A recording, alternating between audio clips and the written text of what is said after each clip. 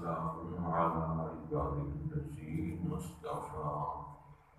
أما بعد فأعوذ بالله من الشيطان الرجيم. بسم الله الرحمن الرحيم. وما توفيقي إلا بالله عليه توكلت إليه أنيب وأفوض أمري إلى الله إن الله بصير بالعباد. إنما المؤمنون الذين إذا ذكر الله وجلت قلوبهم وإذا تليت عليهم آياته زادتهم إيمانا وعلى ربهم يتوكلون. الذين يقيمون الصلاة ومما رزقناهم ينفقون أولئك هم المؤمنون حقا لهم درجات عند ربهم ومغفرة ورزق كريم. صدقت يا رب العالمين. محبت سے درود. اللهم صل على سيدنا محمد وعلى آل سيدنا محمد وبارك وسلم. اللهم صل على سيدنا محمد وعلى آل سيدنا محمد وبارك وسلم. اللهم صل على سيدنا محمد وعلى آل سيدنا محمد وبارك وسلم. اللہ تعالیٰ نے مسلمانوں کو ایک ایسی چیز دی ہے جو کروڑوں روپے سے بھی قیمتی ہے. پوری زمین سونے کی ہو جائے تو اس کو تولا جائے تو اس سے بھی زیادہ قیمتی ہے. یعنی کائنات میں سب سے قیمتی چیز اللہ کے اوپر بندے کا ایمان یقین لانا ہے کہ اشہد ان لا الہ الا اللہ واشہد ان محمدا عبدہ ورسولہ. اور متقین کی بھی سب سے بڑی اور پہلی صفت ہے ھدی للمتقین الذین یؤمنون بالغیب، کہ جو متقین ہیں ان کی سب سے بڑی صفت ہے کہ وہ اللہ رسول کے کہنے پر غیب کی چیزوں پر ایمان رکھتے ہیں. تو یہ ایمان انسان کی سب سے بڑی نعمت ہے اور اس کو سوچنا چاہیے، دیکھنا چاہیے کہ کس کس وجہ سے میرا ایمان زخمی ہوتا ہے، تباہ و برباد ہوتا ہے، میرے ایمان میں کمزوری آتی ہے. جو یہ تجزیہ نہیں کرتا اس کا ایمان غیر شعوری طور پہ کمزور ہونا شروع ہو جاتا ہے. وہ کبھی ایسی بات کرے گا جو ایمان کا بیڑا غرق کر دے گی، کبھی وہ اپنی مکاری کی وجہ سے ایمان کے بارے میں کوئی غلط بات کہہ دے گا، ہنسی مذاق میں کوئی بات کہہ دے گا جس سے ایمان کا بیڑا غرق ہو جائے. ہمارے حضرت دامت برکاتہم نے فرمایا کہ لندن میں ایک مسلمان اور پادری کا مناظرہ تھا. وہ مسلمان بھی کوئی اتنا سمجھدار عقل مند نہیں تھا.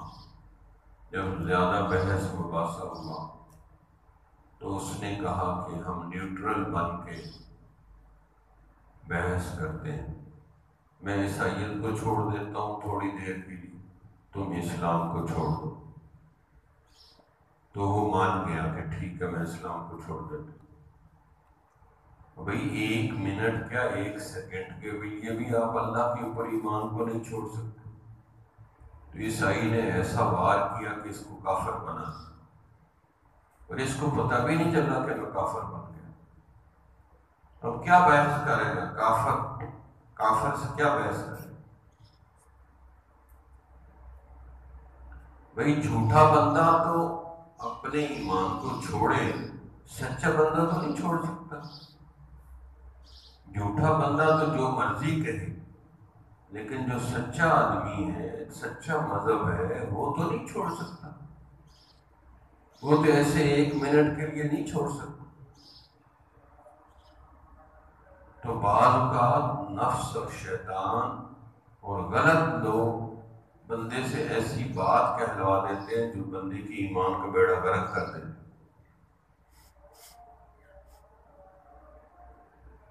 اسی لیے اللہ کے نبی صلی اللہ علیہ وسلم نے عجیب بات فرمائی۔ کسی صحابی نے پوچھا کیا مومن بزدل ہو سکتا ہے؟ فرمایا ہاں بزدل ہو سکتا ہے۔ پوچھا کیا مومن کنجوس ہو سکتا ہے؟ فرمایا کنجوس بھی ہو سکتا ہے۔ پھر اس صحابی نے پوچھا کیا مومن جھوٹ بول سکتا ہے، جھوٹا ہو سکتا ہے؟ فرمایا ایمان اور جھوٹ ایک دل میں نہیں رہتے۔ یہ اتنی بڑی لعنت ہے جھوٹ، اسی لیے قرآن میں لعنت اللہ علی الکاذبین فرمایا کہ جھوٹوں پہ اللہ کی لعنت برستی۔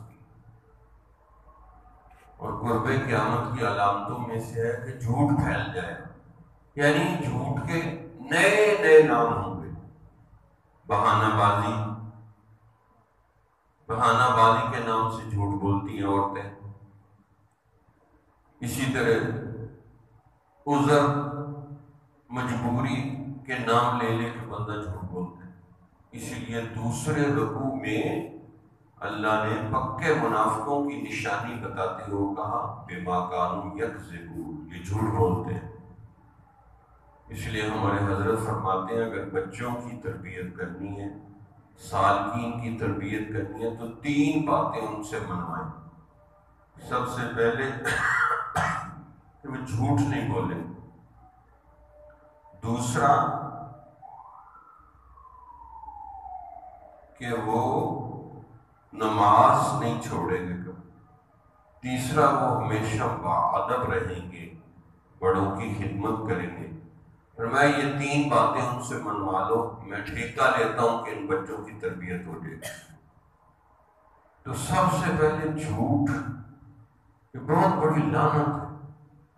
ہمارے حضرت فرماتے ہیں کہ میرے شیخ نے مجھے کہا کہ آپ اپنی زندگی میں ہر قسم کے جھوٹ کو نکال دیں، کہ ہنسی مذاق میں ہو یا کسی بھی طرح ہو۔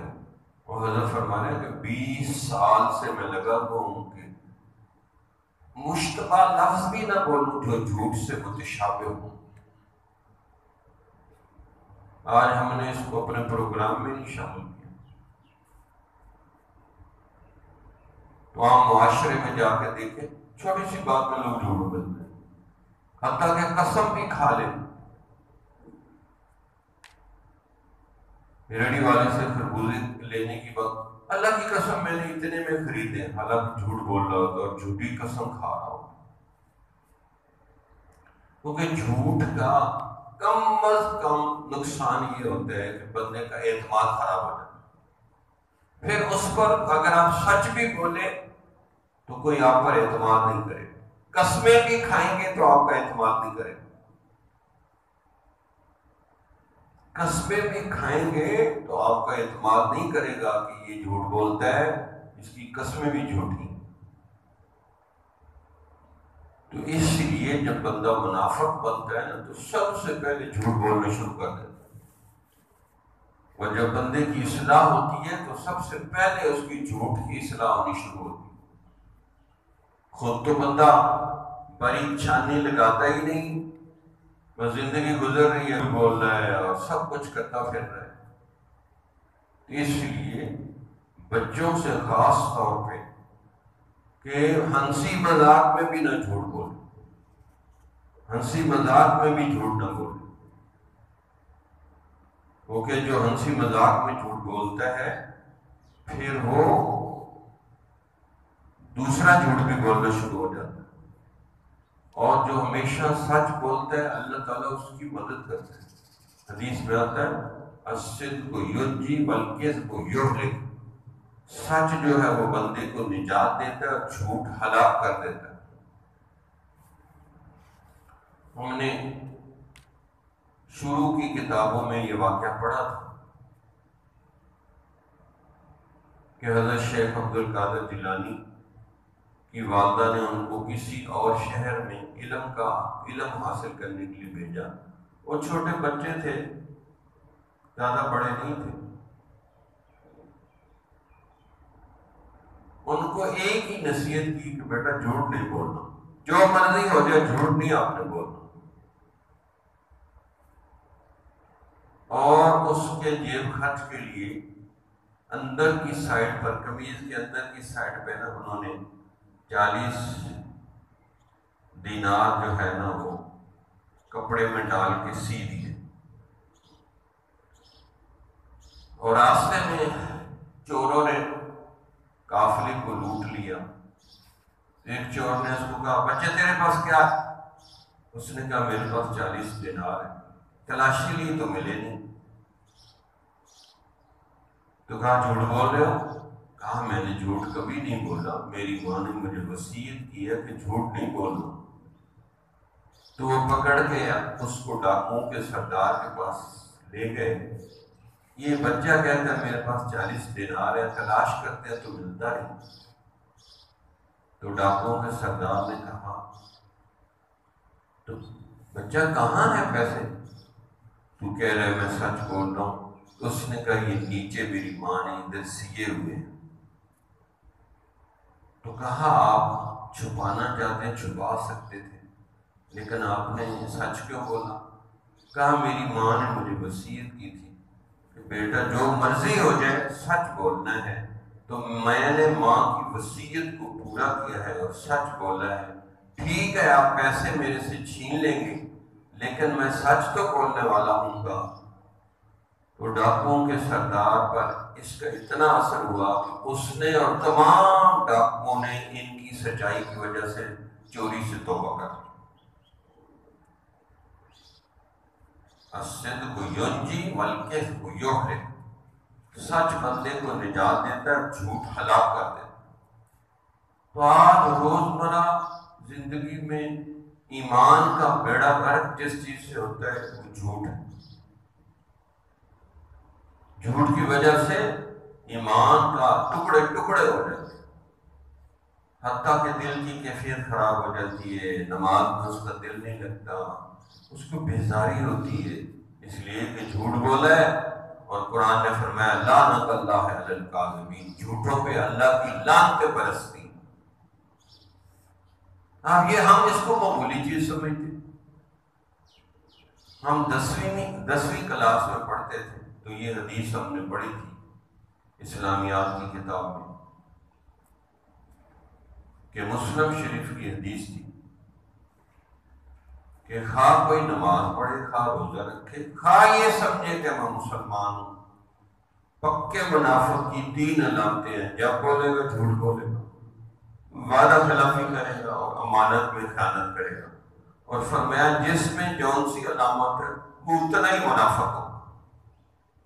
تو وہی حدیثیں کہ قرآن اپنی اصلاح کے لیے تربیت کی، تو پھر کبھی کسی نے روک ٹوک کی نہیں.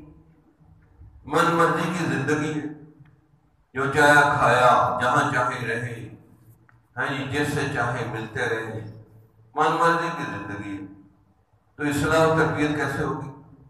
وہ تو روک ٹوک ہوگی تو اصلاح و تربیت ہوگی. اگر خود بخود ہی اصلاح و تربیت ہو جائے تو ہر کوئی اپنے گھر پہ بیٹھ جائے، کوئی شہر کے بعد جانے کی کیا ضرورت؟ جائیں گے، روک ٹوک ہوگی، وہ باریک باریک باتیں نکالیں گے آپ کے اندر سے. جھوٹ سے متشابہ باتیں بھی آپ کے اندر سے نکالیں گے. ہمارے حضرت بچے تھے، چھوٹے تھے، ابھی 5ویں 6ٹھی میں پڑھتے تھے. کوئی بزرگ شہر میں آئے تو ملنے گئے اور کہا حضرت میں چاہتا ہوں کہ میری ہمیشہ دعائیں قبول ہونے لگ گئے، تو کوئی ایسا وظیفہ یا کوئی طریقہ بتائیں. تو اس بزرگ نے فرمایا بچہ تو چھوٹا ہے، تمہیں بڑی بات سمجھ نہیں آئے گی، بس آپ کو ایک ہی وصیت کرتا ہوں کہ آپ ہمیشہ سچ بولیں، اللہ آپ کی ہر بات کو سچا کر کے آپ کی ہر دعا قبول کر لیں. یہ کوئی چھوٹی چیز نہیں. جب آپ سچ بولنا شروع کریں گے اور جھوٹ سے بچنا شروع کریں گے، پھر آپ کو پتہ چلے گا کوئی میں کیسے کیسے طریقے سے جھوٹ بول رہا ہوں۔ ابھی تو ہم نے اپنا تجزیہ ہی نہیں شروع کیا، محاسبہ ہی نہیں شروع کیا۔ محاسبہ شروع کریں گے تو پتہ چلے گا کہ جھوٹ کہاں بول رہے ہیں، وعدہ خلافی کہاں کر رہے ہیں۔ اب معاشرے میں ایک سیکنڈ میں آیا، آپ ایک سیکنڈ میں آ سکتے ہیں واپس، جھوٹ بھی بول دیا اور وعدہ خلافی بھی کر دی۔ بھائی کہو میں تھوڑی دیر میں آیا، 1 منٹ میں آیا، 1 منٹ میں آ سکتے ہیں آپ؟ تو کہو نا میں تھوڑی دیر میں آیا، اب تھوڑی دیر آدھا گھنٹہ بھی ہو سکتی ہے۔ تو یہ جھوٹ کے متشابہ چیزیں، وعدہ خلافی کے جو متشابہ چیزیں، ان سے بھی بچیں۔ پھر اندر سے جو ہے آپ کے ایمان یقین بنے گا، تو یہ جھوٹ اور یہ وعدہ خلافی یہ ایمان کا بیڑا غرق کر دے۔ پھر امانت میں خیانت کرنا، یہی نہیں کہ مال پیسہ ہے تو اس میں خیانت کریں۔ آپ کو وقت ملا ہے، اس وقت میں آپ کو پڑھائی کرنی ہے، جس وقت سونے کا ہے اس وقت سونا ہے، تلاوت کے وقت تلاوت کرنی ہے، لیکن آپ اس میں من مرضی کرتے ہیں تو آپ وقت میں خیانت کر رہے ہیں۔ یا آپ تنخواہ تو پوری لے رہے ہیں، محنت اتنی نہیں کر رہے ہیں جتنی کرنی چاہیے، یا جتنی آپ سے استاد توقع رکھتا ہے اتنی محنت نہیں کر رہے، تو یہ بھی آپ وقت میں خیانت کر رہے ہیں، اپنی جان میں مال میں خیانت کر رہے ہیں۔ تو باریک چھاننی لگائیں، پھر آپ کو نظر آئے گا او ہو یہاں بھی میں گڑبڑ کر رہا ہوں، یہاں بھی۔ ابھی تو ہم سمجھتے ہیں جی میرے پر حافظ کا ٹھپا لگ گیا، عالم کا ٹھپا لگ گیا، بس میں خود بخود نیک بن جاؤں۔ اگر ہم حفاظ علماء قاری درست ہو جائے تو معاشرہ نہ درست ہو جائے، لوگ تو ہماری طرف دیکھتے ہیں۔ تو اس لیے ہر بندے کو محاسبہ کرنا ضروری ہے۔ تو یہ چیزیں ایمان کا بیڑا غرق کر دیں۔ اسی طرح غیبت کرنا، آپ غیبت کریں گے اس سے بھی آپ کے ایمان کا بیڑا غرق ہو جائے۔ سورہ حجرات میں فرمایا کہ غیبت ایسا گناہ ہے کہ جیسے کوئی مرا ہوا بھائی کا گوشت کاٹ کاٹ کے کھاتا ہے۔ کسی صحابی نے کہا یا رسول اللہ، ایک بندے میں یہ خامی موجود ہے، ہم اس کو کسی سے بیان کرتے ہیں اس کی پیٹھ پیچھے، تو غیبت ہے وہ واقعی اس کے اندر موجود ہے۔ فرمایا واقعی کسی کے اندر کوئی خامی ہے، گناہ ہے، آپ اس کی اجازت کے بغیر دوسروں کو بتائیں گے تو یہی غیبت ہے۔ اگر اس کے اندر وہ خامی نہیں ہے، آپ دوسروں کو بتائیں گے تو آپ اس کے متعلق جھوٹ اور طوفان بولیں گے کہ اس کے اندر وہ خامی ہے ہی نہیں، خامخواہ آپ اس پر الزام لگا رہے ہیں۔ فرمایا واقعی اس کے اندر خامی ہے، وہ دوسروں کو بتائیں گے تو یہی غیبت ہے۔ جیسے ہر کوئی بندہ اپنی غیبت پسند نہیں کرتا، اسی طرح دوسرے بندے بھی غیبت پسند نہیں کرتے۔ اس سے بھی ایمان کو ڈنٹ پڑ جاتے ہیں، ایمان زخمی ہو جاتا ہے، ایمان کا بیڑا غرق ہو جاتا ہے۔ تو آج ہم اپنے ایمان کے متعلق سوچتے نہیں ہیں کہ کس کس چیز سے میرا ایمان خراب ہو رہا ہے۔ اسی طریقے سے آپ بد نظری کریں گے، اللہ نے حکم دیا ہے کہ عورتوں کو نہیں دیکھ سکتے، جو نامحرم عورتیں ہیں آپ اس کو نہیں دیکھ سکتے، خصوصاً بالغ لڑکے اور مرد جو ہے یہ عورتوں کو نہیں دیکھ سکتے، لیکن اگر آپ دیکھیں گے تو آپ کا دل سیاہ ہو جائے گا، آپ کی کیفیت خراب ہو جائے گی، حتیٰ کہ آپ کو نماز میں بھی وسوسے آئیں، اور نماز میں وسوسے عورتوں کو دیکھنے سے زیادہ آتے ہیں۔ اللہ تعالیٰ قرآن میں ارشاد فرماتے ہیں قُل لِّلْمُؤْمِنِينَ يَغُضُّوا مِنْ أَبْصَارِهِمْ وَيَحْفَظُوا فُرُوجَهُمْ ذَلِكَ أَزْكَىٰ لَهُمْ، کہ مومن مردوں سے کہیں نگاہیں نیچی رکھیں اور شرم گاہوں کی حفاظت کریں، یہ اس سے ان کے نفس کا تزکیہ ہو جائے گا۔ اس لیے انگریزی میں محاورہ ہے نپ دا ایول ان دا بڈ، بیماری ہو یا برائی ہو، اس کو شروع سے روک لیں تو جلدی سے روک لیں۔ اگر شروع میں نہیں روکیں گے تو بعد میں بڑھتی بڑھتی بڑھتی اتنی بڑھ جائے گی کہ روکنے سے بھی نہیں روکے گی۔ اس کی مثال ایسے ہے جیسے گاڑی چلنے لگے تو 10 بندے اس کو پکڑ لیں تو وہ نہیں چل سکتے، لیکن گاڑی 100 کی سپیڈ پہ ہو تو 1000 بندہ بھی اس کے قریب آئے تو اٹھا کے پرے مارے گی اس کو۔ ایسے ہی ہے، جو ہی برائی یا بیماری شروع ہو تو اس کو روک دیں تو رک جائے۔ اگر وہ آگے بڑھ گئی، تیز سپیڈ سے بیماری یا برائی چل پڑی تو اب وہ رکنی مشکل ہو جائے، اب بہت زیادہ محنت مجاہدہ کرنا پڑے گا، تب وہ بیماری یا برائی اندر سے نکلے گی۔ تو اس لیے اسی طرح غیبت، اسی طرح چغلی، ادھر کی باتیں ادھر لگا رہے ہیں، ادھر کی ادھر لگا رہے ہیں، اور لوگوں میں لڑائی کروا رہے ہیں، جھگڑا کروا رہے ہیں، فساد کروا رہے ہیں، تو اس سے بھی ایمان کا بیڑا غرق ہوتا ہے۔ اب دیکھیں نا، اگر کسی سے لڑائی ہو جائے تو کئی دن تک دل میں سے وہ چیز نکلتی نہیں، بندہ اس کے خلاف سوچتا رہتا ہے، اب میں اس سے یہ بدلہ لوں گا، یہ کروں گا، وہ کروں گا۔ اب لڑائی جھگڑا ہوا، تھانے میں بات گئی، پھر وہ رشوت لیں گے، یہ رشوت دے گا، پھر کچہری میں وکیلوں کو فیسیں دے گا، حتیٰ کہ عدالت میں کیس چلے گا، ہوتا ہوتا بندہ مر جائے گا، اس کا فیصلہ ہی نہیں ہوگا، کیونکہ انگریزوں کے قوانین ہماری عدالتوں میں ہیں، قرآن کے قوانین تو ہے نہیں، کیونکہ قرآن کے قوانین کے مطابق تو جس کا جھگڑا لڑائی ہے وہ دونوں سامنے ہوں گے، ان کو دیکھ کے فیصلہ ہوگا۔ اب لڑائی جھگڑا کرنے والا گھر بیٹھا ہے، وکیل اس کی جگہ لڑ رہے ہیں۔ اچھا، وہاں عدالت میں وکیل آپس میں لڑتے ہیں، جب چیمبر میں آ کے بیٹھتے ہیں تو اکٹھے ہو کے چائے پیتے ہیں، ان کو کوئی لڑائی جھگڑا نہیں تھا آپس میں، صرف پیسے لینے کے لیے وہاں بحث مباحثہ کرتے ہیں۔ تو معاشرے میں ایمان کا بیڑا غرق کرنے والی اتنی چیزیں، ان میں سے بد نظری سب سے خوفناک۔ اب چوکوں پہ تصویریں ہیں، شادی ہوتی ہے تو وہاں عورتیں مرد اکٹھے ہوتے ہیں، وہاں دل کا ایمان کا بیڑا غرق ہو جاتا ہے۔ پھر کوئی فنکشن ہے عید کا، وہاں عورتیں ہاتھ ملاتی ہیں بعض جگہ ہے جی، پھر ٹچ موبائل میں عورتیں ہی عورتیں ہیں۔ تو یہ مردوں کے لیے عورتیں سب سے بڑا فتنہ ہے۔ نبی صلی اللہ علیہ وسلم نے فرمایا، میں نے مردوں کے لیے عورتوں سے بڑھ کے کوئی فتنہ نہیں چھوڑا، یہ عورتیں مردوں کے لیے سب سے بڑا فتنہ،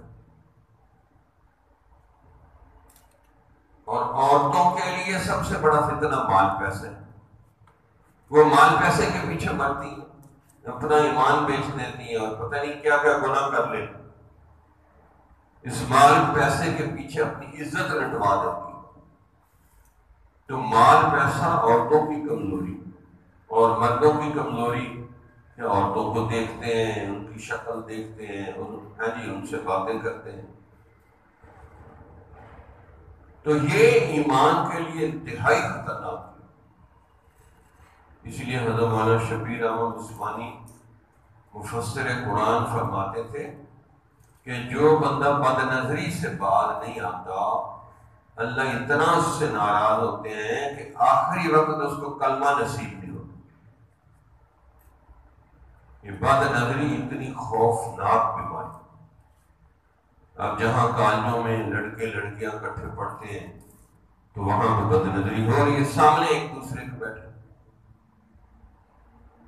اسی طرح بعض یونیورسٹیوں میں عورتیں نوجوان لڑکوں کو پڑھا رہی ہیں، وہاں ایمان کا بیڑا ہی غرق ہو جاتا۔ تو اس لیے ضروری ہے کہ جو اللہ کا حکم ہے وہ اللہ کا حکم ہے، یہ مذاق نہیں ہے کہ اللہ نے ایک حکم دے دیا، آپ من مرضی کے مالک اس حکم کو توڑتے ہیں، تو یہ بہت خوفناک ہے۔ اللہ کے حکم کو توڑنا بہت خوفناک ہوتا ہے. قریب ہو کے بیٹھو، طلب سے بیٹھو، جتنے شوق اور طلب سے بندہ بیٹھتا ہے نا اتنا اس کو فائدہ ہوتا ہے.